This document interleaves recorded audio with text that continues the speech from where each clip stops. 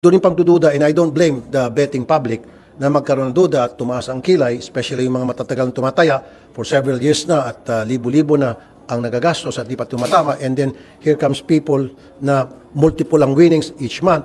So hindi ko biniblame yung magdududa. So kailangan maalis natin doon sa betting public na loyal bettors ng PCSO hindi pa nanalo, maalis yung duda nila sa PCSO nang sa gayon tuloy-tuloy pa rin yung kanilang pagtangkilik sa PCSO Lotto. Bakit nagsasubmit ang PCSO ng mga panalo ng walang tin at walang corresponding anong games yon? Kasi magsasabit sila, o hindi lang yung 100 million, magsasabit sila 50 million, baka yung nanalo na yon, taga PCSO.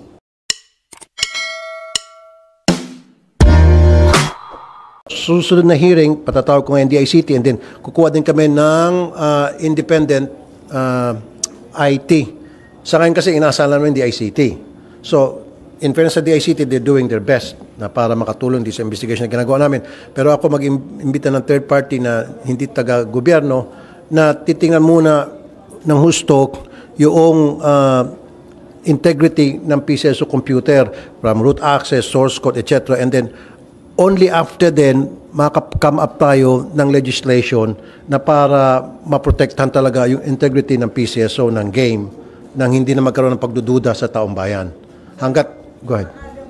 Para sabihin na parang may sindikato na kumikilos. Medyo maaga pa. Although nandun yung pagdududa, and I don't blame the betting public na magkaroon ng duda at tumaas ang kilay, especially yung mga matatagal tumataya for several years na at libo-libo na ang nagagastos at di pa tumatama. And then here comes people na multiple ang winnings each month. So, hindi ko biniblame yung magdududa. So, kailangan maalis natin doon sa betting public na loyal bettors ng PCSO hindi pa nanalo, maalis yung duda nila sa PCSO nang sa gayon tuloy-tuloy pa rin yung kanilang pagtangkilik sa PCSO Lotto. Sir, andun pa rin, hindi kayo convinced pa? I am not, exactly. I am not 100% convinced.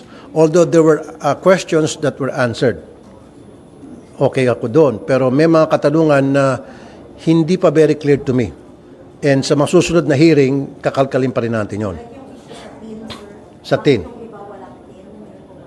Yes. Bakit nagsasubmit ang PCSO ng mga panalo ng walang tin at walang corresponding anong games yon? Kasi magsasubmit sila, o hindi lang yung 100 million, magsasubmit sila 50 million, tapos 20% yan, walang tin. So, bahala ng PCSO maghanap kung ano yung tin number. In some cases, walang tin, talagang bukunin ng PCSO yung 20% at ilalagay nila doon sa collection daw. Now, okay lang yun. Napupunta sa collection, di ba? Come what may, hindi nabubulsa ng gobyerno at napupunta sa collection. However, ang point doon, baka yung nanalo na yun, taga PCSO or bata-bata ng taga PCSO. Di ba? There's a problem with the identity. At saka dapat yung game. Kasi mali mo baka hindi 50 million pinalo, baka ang pinanalo noon is 500 million. Tapos dineklaran 50 million ang panalo. Dapat 500. So doon sa 50 million dineklaran niya, 20% lang kukunin noon. Kung 500 million, di mas malaki sana. Ano ba yung 100 million? 20% yan, dapat 20 million mapupunta sa BIR. Ngayon, yung pala 500 million tinamaan yan. O dapat hindi lang 20, 100 million dapat yung tax na mapupunta sa BIR, which hindi nangyari yun. At saka hindi pa natin identified kung sino yung taong yun. Malay natin, planted no ng kung sino Poncio Pilato sa PCSO. Halimbawa lang yun. And then yung BIR, tumatanggap sila ng pera from PCSO without even, parang checking. Pero yung, Yes. Tinatanggap ng BIR. Inamin nila kanina doon. In some cases, in fairness sa BIR, resourceful sila. Nagmamatching-matching sila at nagmamatch naman, yun nga pagtaka, tulad nung si person B.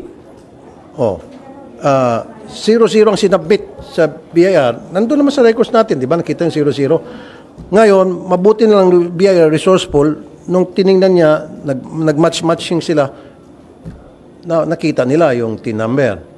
Sir, yung namuhunan po ng 90M na hanap niyo po kayo, yung nang-committee niyo yung identity ng tao, so kung taga-PCSO ba yan, may kamag-anak? Ipapatawag yun sa susunod na hearing.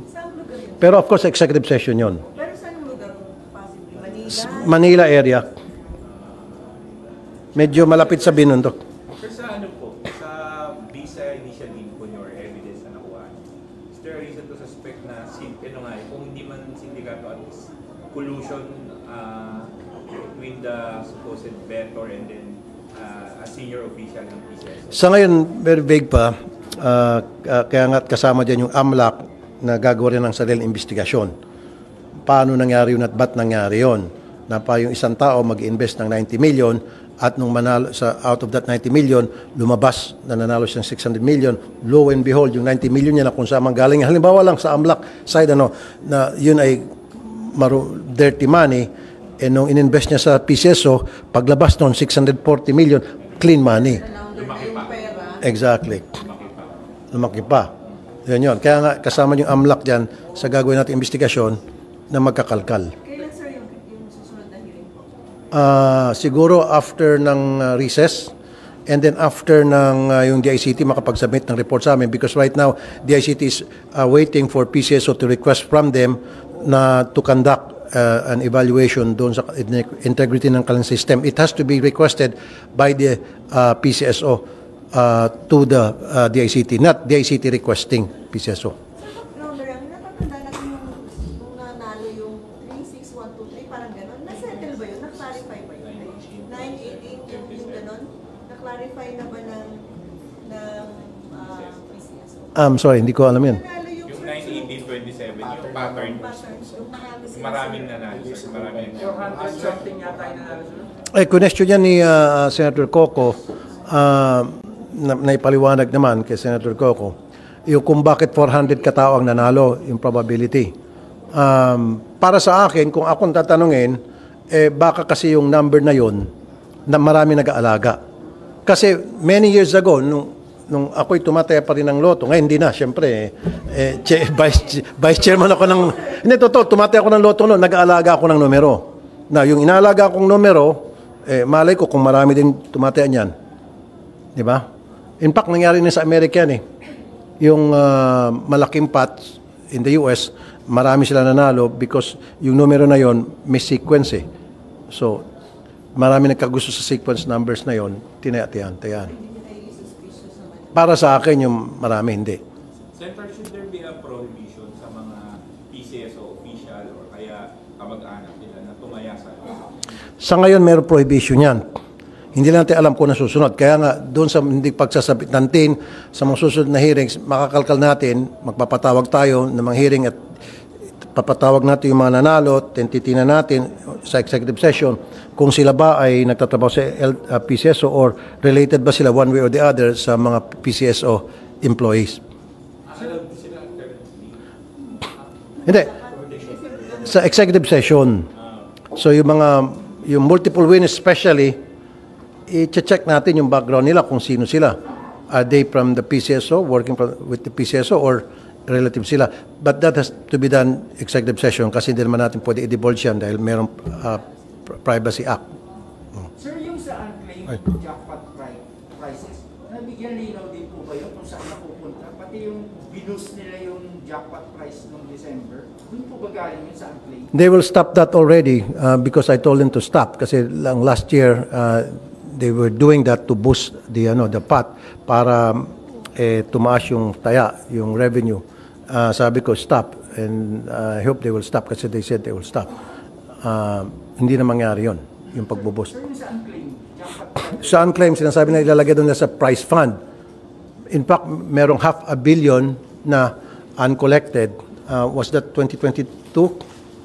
So, hiningi ko yung record kung yung paper trail na yung mga unclaimed, paano napunta sa prize fund yun and how was it spent. Bibigyan daw ako ng records niya ng PCSO sa susunod na hearing. Sir, pwede ba kayong, pwede namin kayo hinatang reaction? Yung arrest order daw for Pastor Timuloy is upcoming according to Senator Risa.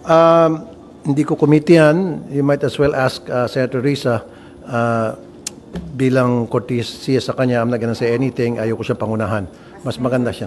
As member of the committee. Mas maganda si chairman muna mauna bago si member. Sir, nanalo sa Chacha. Sila muna tatanungin nyo dyan. Di ba, eventually buboto ka? Saka na muna. Ito lang muna tayo sa PCSO. Ayun sa Bohol.